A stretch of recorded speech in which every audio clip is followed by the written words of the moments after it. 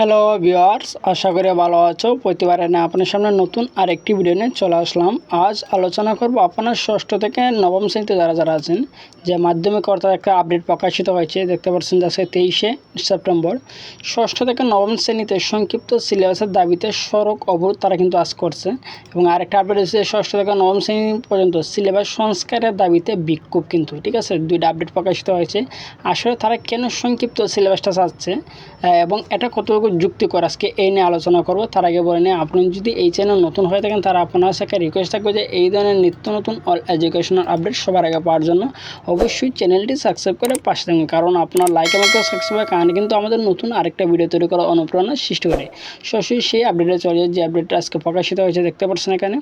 ষষ্ঠ থেকে নবম শ্রেণীতে সংক্ষিপ্ত সিলেবাসে দাবিতে সড়ক অবরোধ করছে। তারা বলছে এখানে 2 দফা 2 দাবি।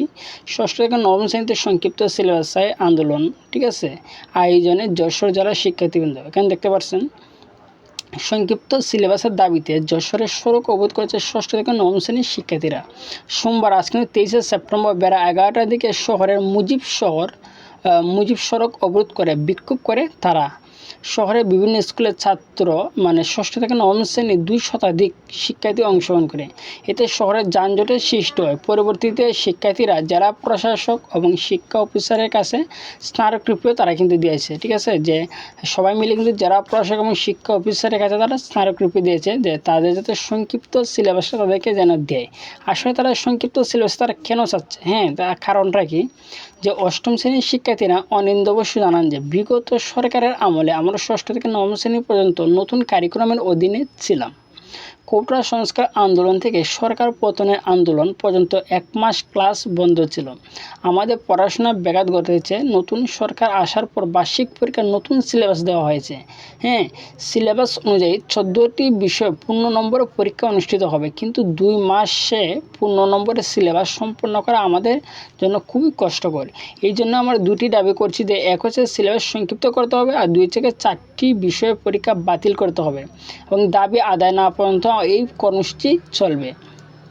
আরেক শিক্ষার্থী মুনতাসির নাহিম বলেন যে পূর্বের সরকারের নতুন কারিকুলাম অনুযায়ী মশারি টানানো, খিচুড়ি রান্না শিখেছে। তারা বলছে যে নতুন যে কারিকুলামটা, সেই কারিকুলামের কথা তারা বলছে যে 2023 সালে যে কারিকুলামটা তৈরি করা হয়েছে, যে নতুন পূর্বের সরকারের নতুন কারিকুলাম অনুযায়ী মশারি টানানো এবং খিচুড়ি রান্না শিখেছি, বই পড়ানো হয়নি। এখন নতুন সরকার আবার নতুন নিয়মে পরীক্ষার সিলেবাস দিয়েছে। 2 মাসে কিভাবে আমরা সিলেবাস সম্পন্ন করব, তাই সংক্ষিপ্ত সিলেবাসের দাবিতে আন্দোলন করছি। এই বিষয়ে শিক্ষা উপদেশের দৃষ্টি আকর্ষণ করছে। এবং কিন্তু আরেকটা আপডেট এখানে দেখতে পাচ্ছেন যে ষষ্ঠ থেকে নবম শ্রেণীতে সিলেবাস সংস্কার দাবিতে বিক্ষোভ। যে টাঙ্গাইলে ষষ্ঠ থেকে নবম শ্রেণীতে সিলেবাস সংস্কারের দাবিতে মানববন্ধন এবং বিক্ষোভ মিছিল অনুষ্ঠিত হয়েছে। আজ কিন্তু টাঙ্গাইলে হয়েছে মানববন্ধন এবং যে যশোরে কিন্তু হয়েছে যে আন্দোলন, ঠিক আছে। দ্বারা আপডেটের মূল বিষয়টা হচ্ছে যে তারা কিন্তু চাচ্ছে যে সংক্ষিপ্ত সিলেবাস।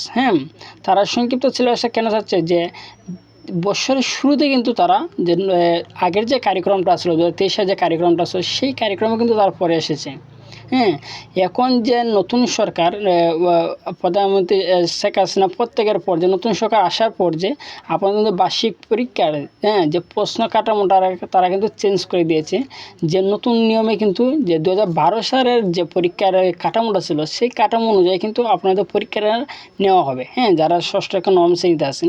কিন্তু তারা বলতেছে যে এই যে 2 মাসের ভিতরে যে পূর্ণ নাম্বারে যে পরীক্ষাটা নেবে, তারা এই ভিতরে তারা পূর্ণ সিলেবাসটা সম্পূর্ণ করতে পারবে না। পূর্ণ নম্বর পরীক্ষা যে সিলেবাস তারা সম্পূর্ণ করতে পারবে না, তাদের জন্য খুব কষ্টকর হয়ে যাবে, ঠিক আছে। তার জন্য তারা 2টা দাবির মধ্যে এক হচ্ছে যে প্রথম হচ্ছে তাদের সিলেবাস সংক্ষিপ্ত করতে হবে, এবং 4টা বিষয় পরীক্ষা বাতিল করতে হবে। দাবি আদায় না পর্যন্ত তারা কিন্তু কর্মসূচি চালাবে, অর্থাৎ তারা কিন্তু আন্দোলন করে যাবে। কারণ তারা এখানে বলে দিয়েছে যে আগের যে নতুন যে কারিকুলামটা আছে, 23 সালে যে কারিকুলামটা শুরু হচ্ছে, তারা এখানে বলে দিয়েছে নতুন কারিকুলামে শুধু তারা কী শিখছে, যে মশারি টানানো এবং কিছু রান্না শিখেছি। তারা কিন্তু 2টা কাজে শিখছে, এছাড়া তারা কিন্তু বই পড়ানো হয়নি, তাই কিন্তু সরাসরি উল্লেখ করে দিয়েছে। ঠিক আছে, তার জন্য তারা যেহেতু তাদের 2-3 বছরে নতুন কারিকুলামে পড়ে আসার কারণে কিন্তু তারা বইয়ে কিন্তু অনেক শিক্ষার্থী কিন্তু যে বইয়ের আগ্রহ, বই পড়ার কিন্তু আগ্রহটা তারা অনেকেই কিন্তু কমে গেছিলো। ঠিক আছে, যেহেতু এখন যে নতুন সরকার আসার পর থেকে যেহেতু তারা পরীক্ষার সিস্টেমটা 2012 সালের কাঠামো অনুযায়ী হবে, তার জন্য আসেই তাদের পরীক্ষাটা যে সংখ্যা পূর্ণ নাম্বারে 2 মাসের ভিতরে আসেই সিলেবাসটা তাদের শেষ করা কষ্ট হয়ে যায়। তার জন্য তারা দাবি করছে যে সংক্ষিপ্ত সিলেবাসে সংক্ষিপ্ত সিলেবাস করতে হবে এবং 4টা বিষয় পরীক্ষা বাতিল করতে হবে। তারা কিন্তু যে এই বিষয়ে শিক্ষা প্রতিষ্ঠানের দৃষ্টি আকর্ষণ করছে।